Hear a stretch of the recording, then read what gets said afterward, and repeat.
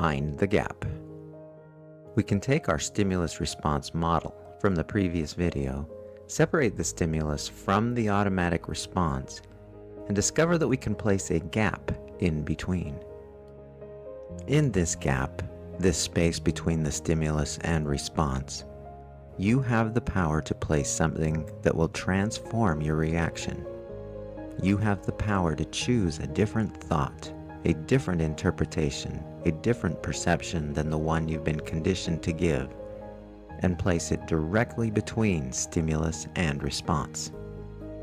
This power to choose your own response is your greatest power. This power to place in this gap any thought that you choose creates a new, empowering, freeing model that looks like this: stimulus, gap, choice, and better response. Remember, whatever thought you put in the gap is based entirely upon how you choose to interpret it. As I mentioned before, the actual event itself doesn't cause stress. You're stressed by the way you interpret what is taking place. If this is true, how could you interpret the situation of the police officer driving behind you differently? How could you choose another thought to put into the gap? What could you say to yourself about this situation so that you experience it without activating the stress response? You might think something like, this police officer is protecting everyone's safety. This police officer has noticed that I'm doing something potentially dangerous. I'm being stopped to keep me from harming someone else. I'm so grateful for police officers. Alternatively, you could see the police officer as a person who is just doing his job in the best way he can. You could say he's working hard to do his job in the best way he knows how. These interpretations may seem strange or unlikely as you read them right now, but that isn't important. The key point is that you decide how you want to interpret the event.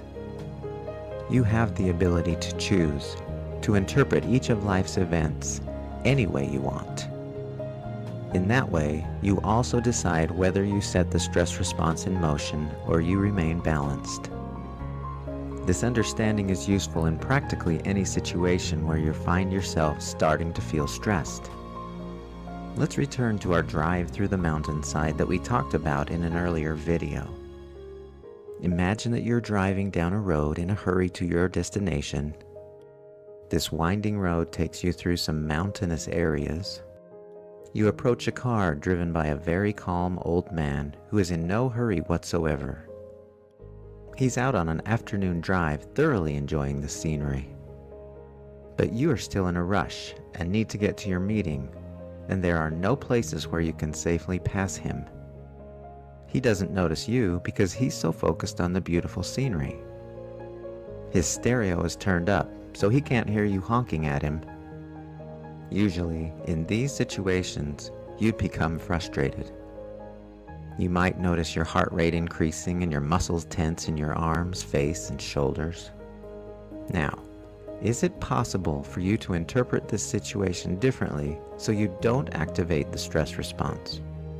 It must be possible because not everyone behind slow-driving old men have the same response, no matter how late they are for the important meeting. You aren't restricted to one single response to the situation. It will always depend upon how you decide to view the event.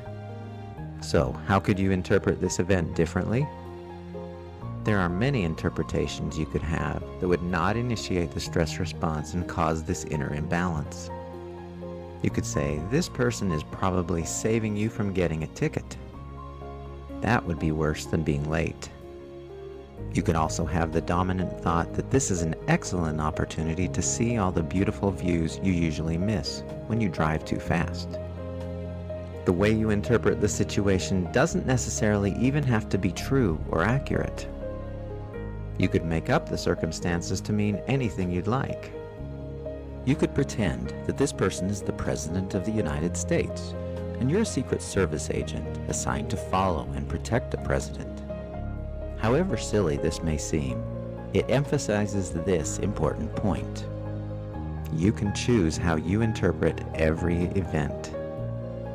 Given that choice, you have total control over how worked up you will or will not get, and whether or not you will experience the ill effects of the activation of the stress response. Remember, feelings, including stress, follow your thoughts. And if you don't have the threat thought, you won't have stressful feelings.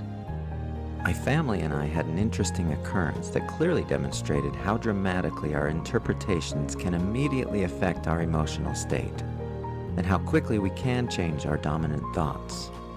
One Saturday afternoon, we arrived at the field of our daughter's soccer match. Uncharacteristically, one of the referees was late. Play could not proceed without him. As time passed, the parents became more and more angry. Someone would complain about how disrespectful this referee was, and another would say she had better things to do than wait for him. The tension was growing by the minute. Some of the parents were planning to let him know how upset they were when he actually did arrive. Others were so upset, they made plans to contact his supervisor to make sure he never worked another soccer game again. Interestingly, the kids warming up on the field, waiting to play the game, didn't seem to mind a bit that the referee was late. As the frustration continued to grow, one of the other referees received a phone call from the referee who was late. It turns out that his son had been in a terrible car accident, and he needed to attend to that situation before he could come to the game. He was hurrying as fast as he could, but the seriousness of the accident made him unable to get to the game any sooner. He asked the other referee to apologize to all of the parents for the delay. An amazing thing happened when we heard the news of this man's situation. A collective and instantaneous change took place among the parents sitting in the stands. What had previously been feelings of anger and frustration immediately turned to feelings of love and concern for this man and his son. To a person, the collective anger instantly turned into a common desire to help him in any way possible.